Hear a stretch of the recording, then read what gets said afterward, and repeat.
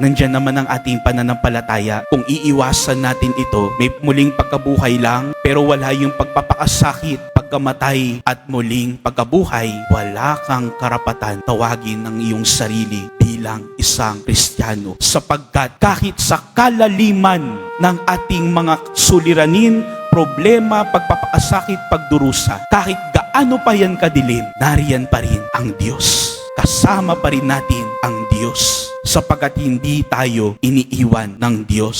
Sa pagtatapos, naalala pa ba po ninyo kailan yung huling beses lumuha kayo, naluha kayo sa harap ng Diyos?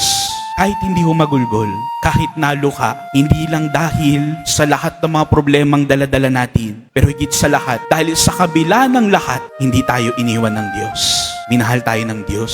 At nang dahil doon, wala tayong ibang nagawa kundi lumuha. At sa ating pagluha at sa ating paglapit sa Panginoon, nawa ating masambit ng may buong puso at pananampalataya. Tunay nga na ito ang anak ng Diyos. Amen.